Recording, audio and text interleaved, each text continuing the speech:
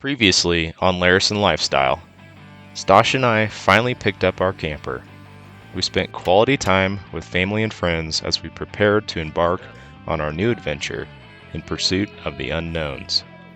After being snowed in and departing a week later than originally planned, we quickly packed our camper and truck. We said goodbye to my family and headed south in hopes of warmer weather. Love you, son. Love you too. If you haven't already, please subscribe to our channel and click on the bell to be notified of new episodes.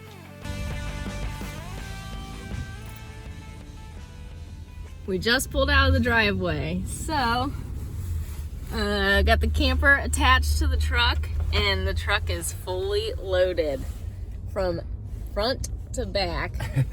There's not a single empty space in this truck, so I feel like we're forgetting stuff, but honestly we're at a point where whatever we don't have we'll just buy.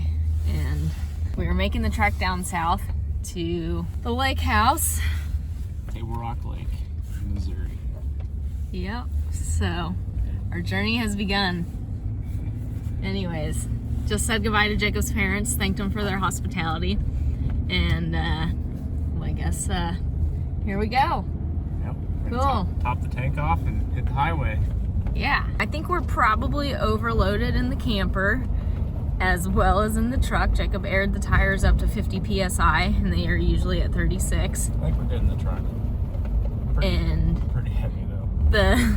The camper is basically maxed out. When we pulled out of the driveway, it almost bottomed out. Yeah, we'll see. We had to unload some of the stuff that we originally put in the camper. Take some weight out. And we're also not bringing everything we originally thought because of our weight capacity. So should be fun. We don't have our golf clubs, but we're going to Arizona. We'll see what happens. First pit stop of the day, and we haven't even made it out of town. Our canoe is loose on the rack, so we're having to tighten it down. There it goes. The red one. Usually when we drive with this, it's not bad at all, but today it's a little.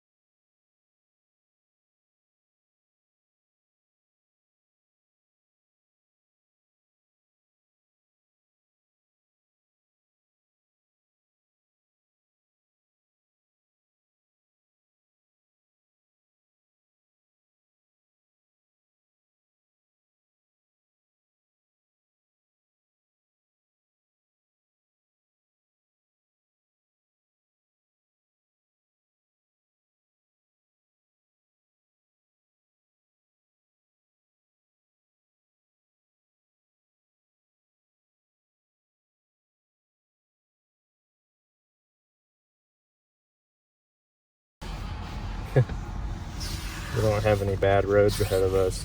Are we expecting bad weather? We are expecting a little bit of bad weather, but it's not supposed to hit till a little bit later. So we're in Carthage now. I'm trying to figure out the best route. Probably going to go through Cassville. Dark blue is not great. Light blue is okay. We've been driving on mostly all green roads so far. Looks like we're going to take probably our normal route. Be the shortest for possible bad roads. This is what worries me though. This is probably the worst section of 86 through the National Forest, and they don't show anything for how the roads are. How's it looking? It's looking like the shortest route for us on probably the best roads will actually be through the National Forest on 86. like Pat was saying. So through Roaring River? No. Okay. Oh, got it. Okay. Sweet. Yeah. Let's do it.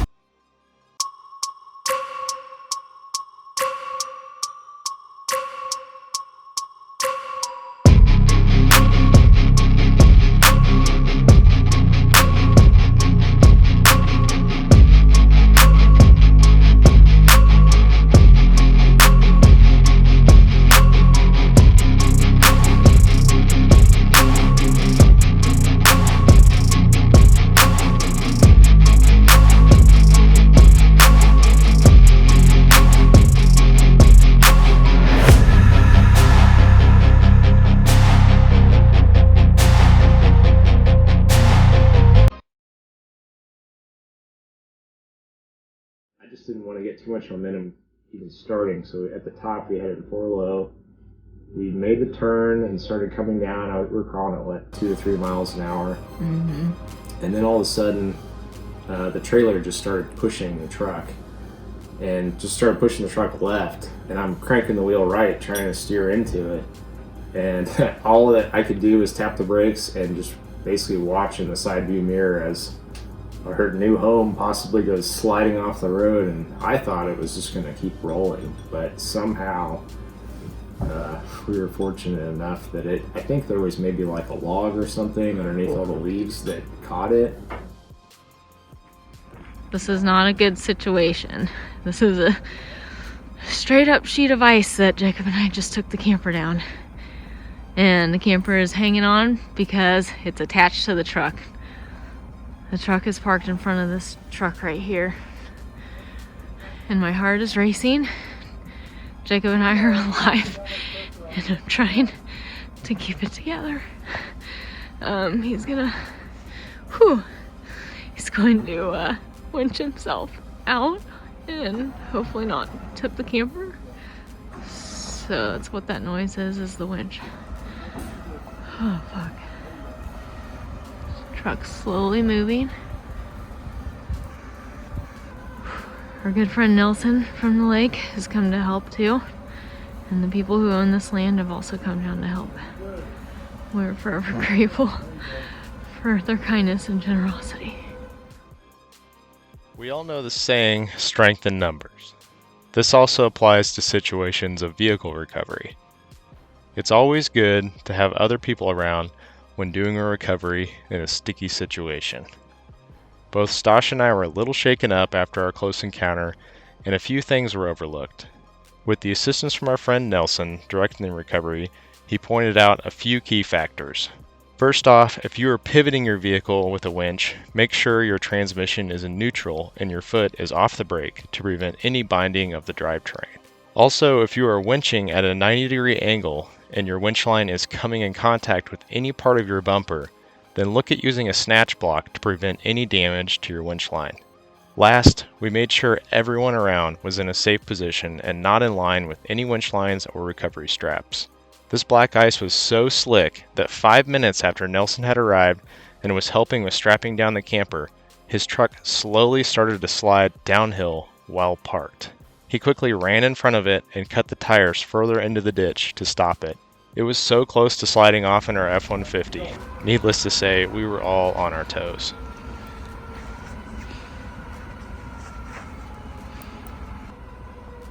Camper's slowly moving, I think.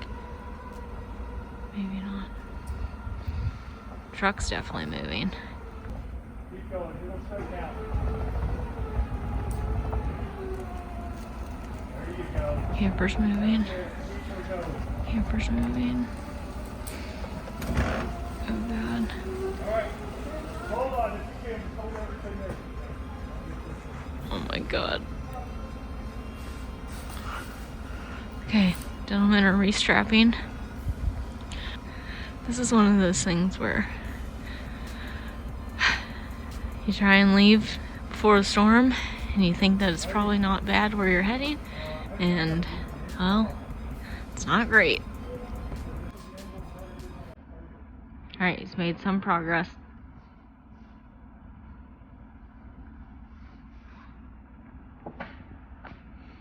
Alright, looks like they're restrapping again.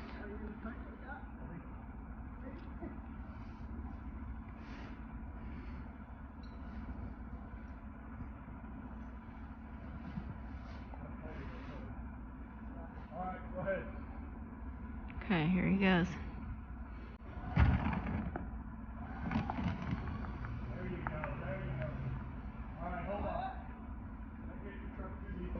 Oh my god, he got it!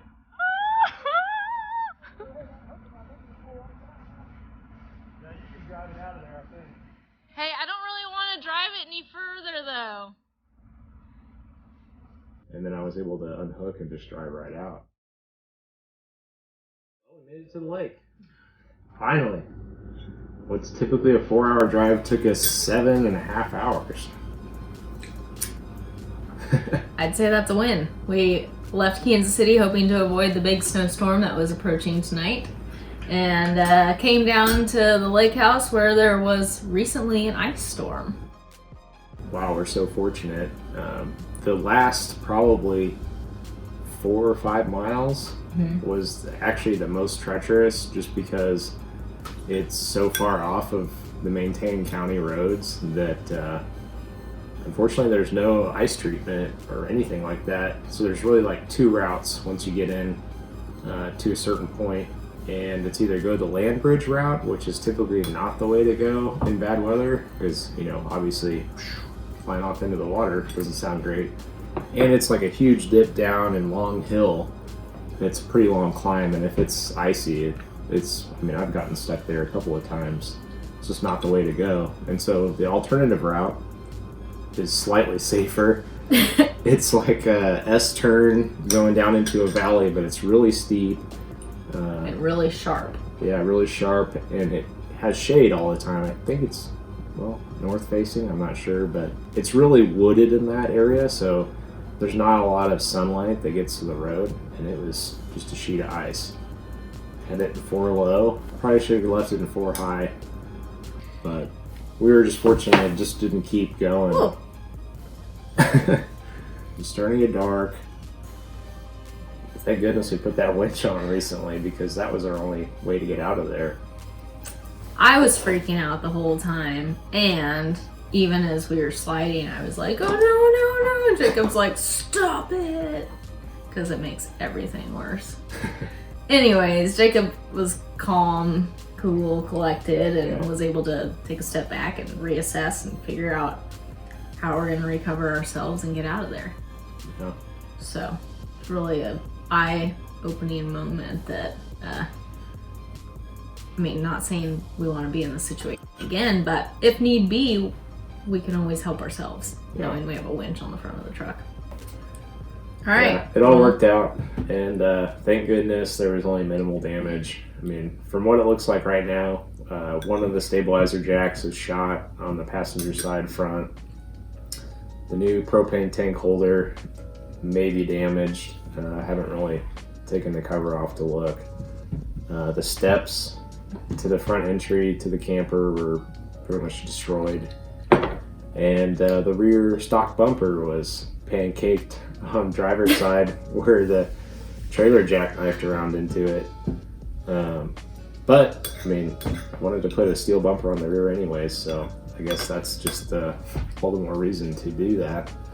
So we're now in the market for a steel bumper. If you guys have any recommendations on what you'd suggest. We have a really cool front bumper that's steel. Love the road armor. And, it's a great bumper. But we'd love to hear you guys' thoughts on that. Here's to making it out through our first adventure. What do they usually say? That like your adventure doesn't truly begin until something goes wrong? Yeah. Let the adventure begin.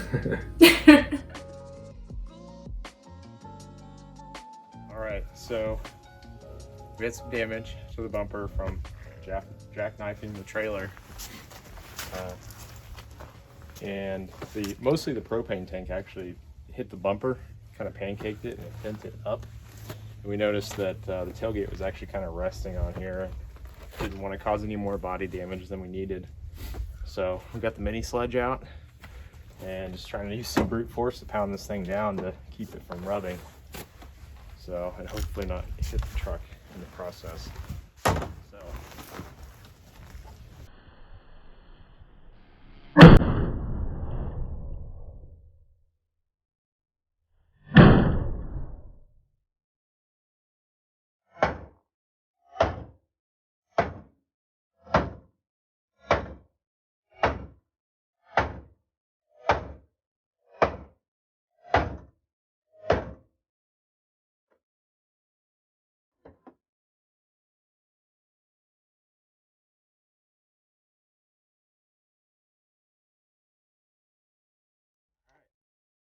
door. Maybe just 1 or 2 more touches in here. Yeah, it's clearing it.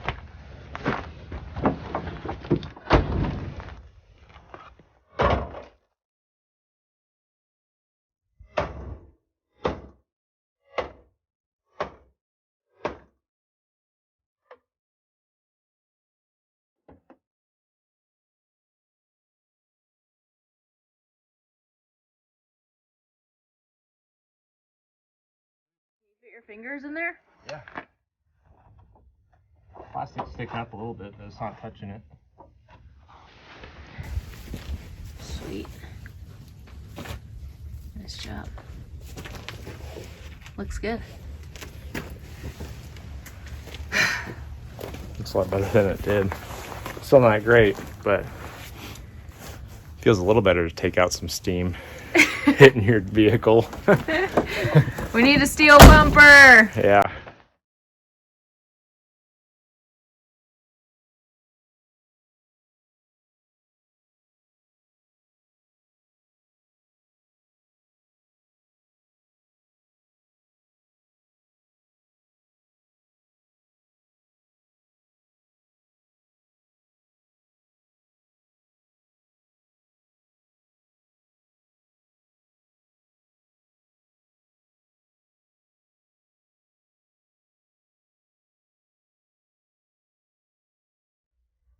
Happy Valentine's Day. Happy Valentine's Day.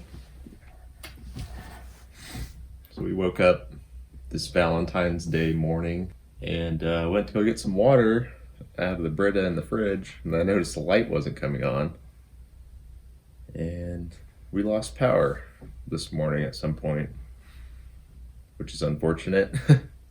Luckily, there's a propane wall heater in the basement that is able to actually heat Most of the house. yeah, pretty much the whole house. So just by the sounds of it, though, we're probably the only house on the peninsula that doesn't have a generator.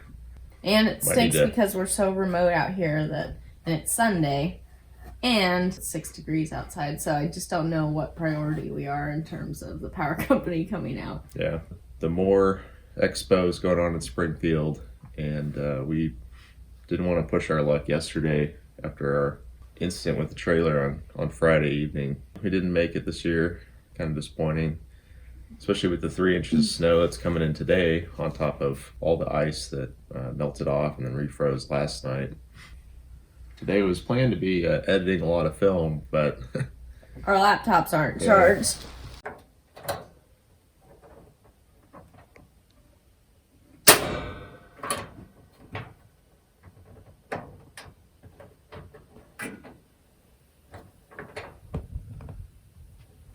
oh, that was probably the easiest. Did you get it the first try? Yeah, What? the easiest time to light it. I think because the gas was left on.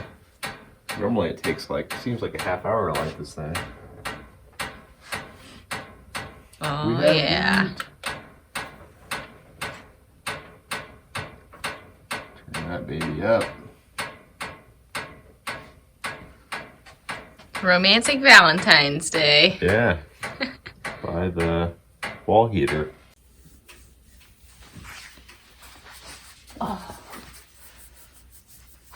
Toasty. Not too close.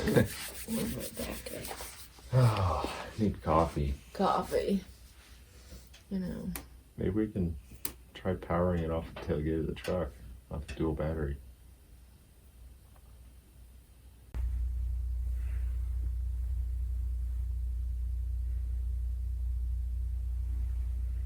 He's ready.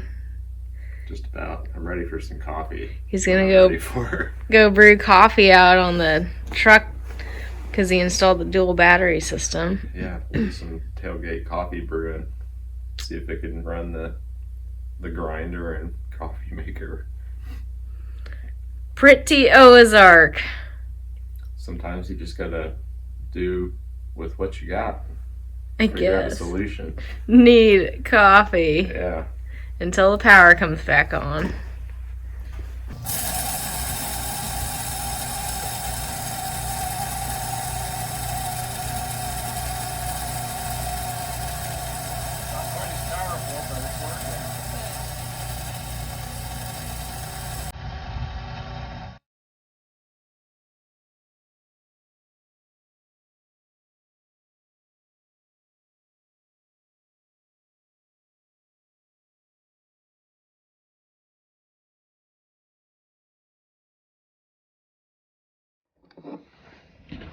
The coffee maker using this dual battery system in the truck was not successful, so we're down here in the basement. Fortunately, at the lake house, there's a propane stove and oven.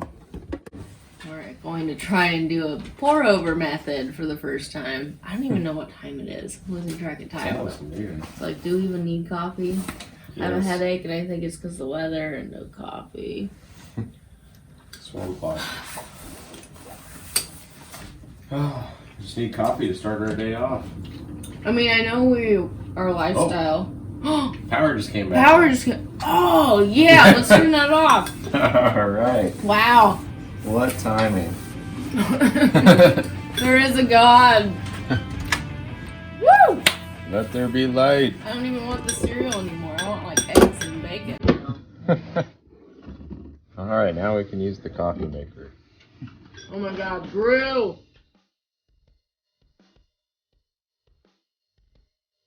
Stay tuned for episode 4 of Larison Lifestyle, where we see winter weather at Table Rock Lake and prepare our camper for boondocking. If you haven't already, please subscribe to our channel and like this video to follow our journey as we embark on the unknown.